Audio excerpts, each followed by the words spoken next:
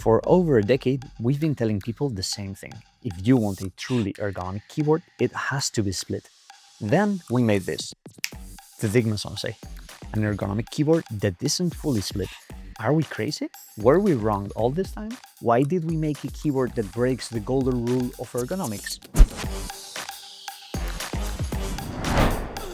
This story starts many years ago, when I began traveling a ton for work.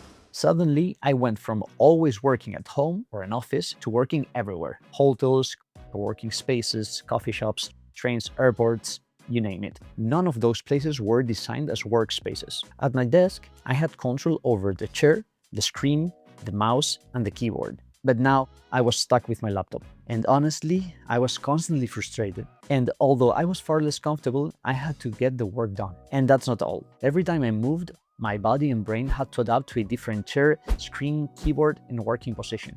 And then there were what I named the lost moments. Waiting 15 minutes for a meeting to begin, sitting at the airport gate for a couple of hours, riding in a taxi, having 20 minutes before the train arrived. Those moments might seem insignificant, but over the course of a year, they can add up to hundreds of hours. Constantly switching between setups increased my cognitive load. I missed the split design, the comfortable columnar layout, the thumb keys, the layers, the macros, the shortcuts, everything I had configured for many years. So I started taking my Race and then my Defy with me, everywhere. It worked well in hotels, temporary offices, and co-working spaces. But it was too bulky and heavy for frequent travel or to use in small spaces. Then I thought, maybe could I hack my laptop's keyboard to recreate the layers, macros, and shortcuts from my Defy? Surprisingly, I kind of managed to do it, but without the thumb keys, it was useless. I even did some crazy stuff, like moving my hands one row up so I could press multiple keys with my thumbs. Now I had thumb keys, but the rest of the layout was uncomfortable to use. So then I thought, why can't I simply make my ergonomic keyboard smaller and easier to carry? If I remove the palm rests, the bottom row of the thumb keys, and the inner columns, the footprint would be much smaller. And if I use low-profile switches and keycaps, it will also be lighter and thinner. Of course, that would mean all new electronics and mechanical parts. But hey, I'm the CEO of a company that makes ergonomic keyboards. So I asked the team to build one and they couldn't really refuse. And they gave me this prototype. And honestly, I loved it. Despite having fewer keys, it was comfortable enough to use at home or at the office. And I could finally take my columnar layout, thumb keys, layers, and shortcuts with me. It was light and easy to pack, and great to use in temporary workspace or a hotel. But it weirdly failed where I thought it would shine, on the go.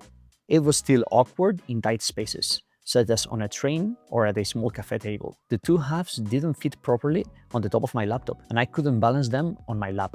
That may seem trivial, but there are many scenarios where the desk is just too small or too high, like for example on a plane. So placing the keyboard on your lap while keeping the laptop higher, it's actually a game changer. On top of that, when time is limited, you want to start working and pack everything away as quickly as possible. Dealing with two separate halves and multiple cables still created too much friction. Honestly, it felt like I hit a dead end, but a thought I never considered to be right popped into my head. What if I could glue both halves together? That would mean breaking the golden rule of ergonomic keyboards, the split design. But precisely the split design was holding off the keyboard's potential. So we made a new prototype. We 3D printed a unibody case and placed the same electronics inside. We decided to make it slightly smaller than a 14-inch laptop, and we angled the sides of the layout so it was comfortable to use. It was a little bit flimsy, but it worked.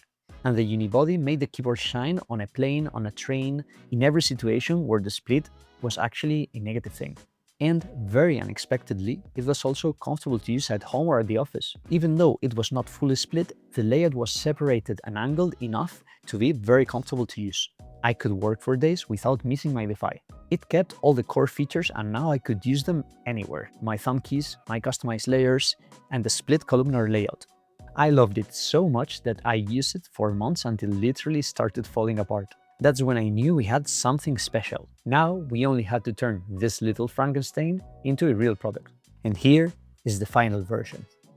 It keeps the core features that made the prototype work: a split columnar layout, 4 thumb keys on each side, and of course, fully programmable. But now it's wireless. You pull it out, turn it on, and start typing.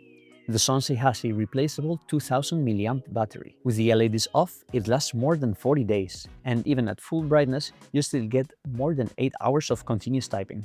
It's 30 centimeters wide, roughly the width of a sheet of paper or a 30-inch laptop, and just over 18 millimeters tall, with the switches and the keycaps on. Even though it weighs under 400 grams, its aluminum body makes it feel sturdy, and it's easy to carry in its included travel sleeve.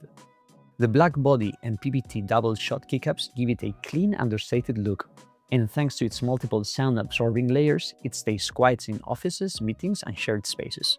And to make it your own, you can choose from several low-profile switches and dash keycaps.